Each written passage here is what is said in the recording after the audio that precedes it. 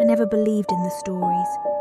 Growing up, they were just tales told around campfires or whispered in school hallways to make the new kids jump.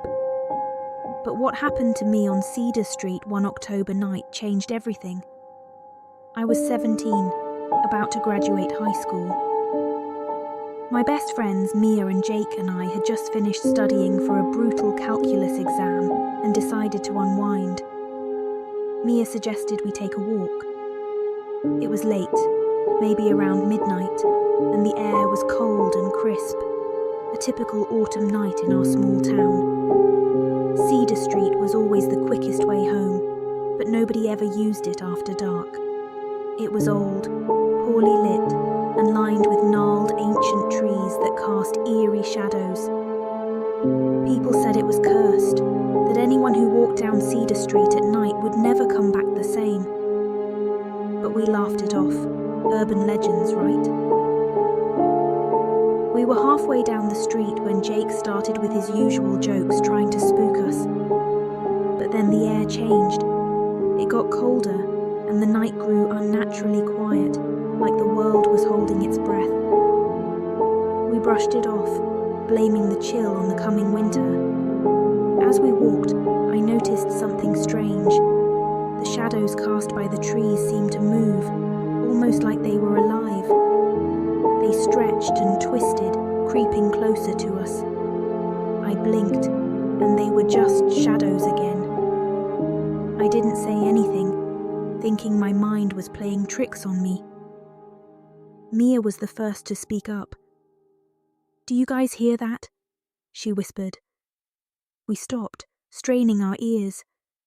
At first there was nothing, just the rustle of leaves. Then, faintly, we heard it, a soft, indistinct murmuring, like a distant conversation. But there was no one else around. Jake tried to laugh it off, but it was forced. "Probably just the wind," he said. But we all knew it didn't sound like the wind. We kept walking, quicker now, eager to get off that street. But the murmuring grew louder, closer. It wasn't in any language we recognized. It was like multiple voices talking over each other, whispering secrets we couldn't understand but felt deep in our bones. That's when Mia screamed. She pointed at a spot just ahead of us, and I saw it too. An impossibly dark patch of shadow, darker than any shadow should be. It stood out, absorbing the light around it. And it was moving towards us. We ran. I've never run so fast in my life.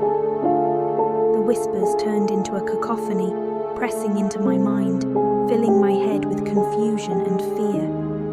I didn't dare look back. We didn't stop until we were off Cedar Street, gasping for breath, our hearts pounding.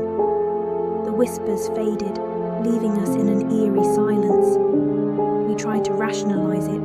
Maybe it was the stress, our imaginations running wild.